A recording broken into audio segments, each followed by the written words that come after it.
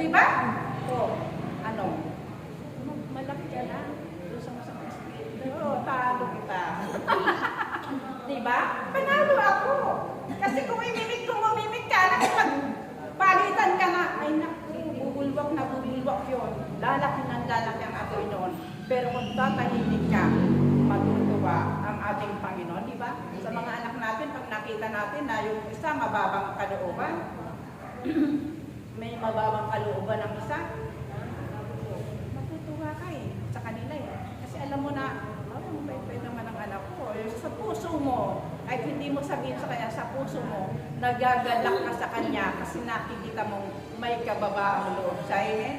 Kahit medyo inaagrabyado na siya, pero natutuwa ka dahil sa kinikilos niya na binabaliwalanan. Punong-puno siya ng pag-ibig, pang-unawa sa kanyang kapwa. Amen! Purihin po natin ang ating Panginoon. Kaya kung tayo na po, ganito yung ginagawa na ito naman yung pinag-aaralan na natin ngayon, di ba? Magkaroon tayo talaga ng kababaang loob. Mawala sa atin yung mga kataasan. Alisin natin sa sarili natin na lagi tayong mabuti. No, mabuti. Mabuti ba yung tingin sa sarili ay mapagmalaki, mapagmataas. Huwag natin magpasalamat na lang tayo na ganun tayo, binigyan tayo ni Lord ng ganun ganon. Dahil sa Panginoon.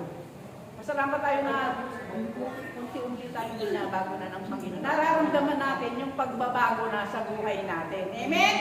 So yun talagang magandang pagpatuloy natin. Tatagumpilin natin. Hallelujah.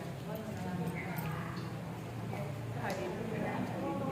Naway lagi ninyong ipakita sa buong sanlibutan ito ang inyong mga magandang loob na nagmumula sa Diyos. Dahil batid ng mga iba ang inyong dating buhay.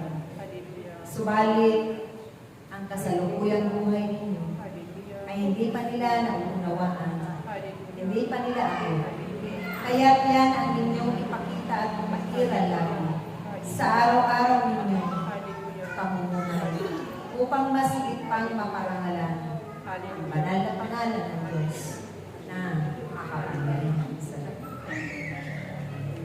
Pagpatuloy daw natin yung mga natututuhan natin, sa buhay natin yung mga natututuhan natin dahil para mas maparangalan ang ating Panginoon. Totoo nga naman po na kung tayo walang kababaang loob, nakikita ng kapwa natin, sa asawa na lang. Ipakita na lang natin sa kanila yung kababaang loob. Mababa tayo. Kahit alam natin may katwiran tayo, huwag natin sila sabayan. Kung gusto natin, pagbuka nila sa kakaunentra. Hindi sa asawa. Sa totoo lang po kami mag-asawa. Hindi kami nagsasabay ng galit. Pero ay dahil na hindi humihinto. Hindi ko talaga yan sasagutin niya. Hindi ko papatulan niya. Ay, ginagana. Hindi ko sinasagot. Ginaganahan siya. Galit. Wala pa tapos sa sabi. Aba, ay ako humihintra ngayon. Hindi pa kilig siya ngayon. O hindi kami nagsasabay ng galit. Kasi pag nagsabay yung galit, masama ang mangyayari. Amen! Purihin natin ang ating Panginoon. Tayo, dati mataas ako talaga sa asawa ko. Pagka kami nagkatampuhan lang, pag di mo ko binati, hindi talaga kita babatiin. Pero ngayon, wala na akong pakialam kung sinong mauna na bumati. Ang mahalaga, magbati na tayo. Amen. Nababaliwala na yung pinag-aawayan mo. No? Yun, kaya yun yung sabi ng ating Panginoon, ipagpatuloy natin yung magagandang isinasabuhay na natin. Ipagpatuloy na lang natin para maraming tao ang nakakakita sa atin o napaparangalan nila ang ating Panginoon. Totoo pala na ang Diyos talaga ang kanilang Diyos. Amen! Purihin po natin ang ating Panginoon. So yun lamang po at maraming salamat po sa ating Panginoon. Praise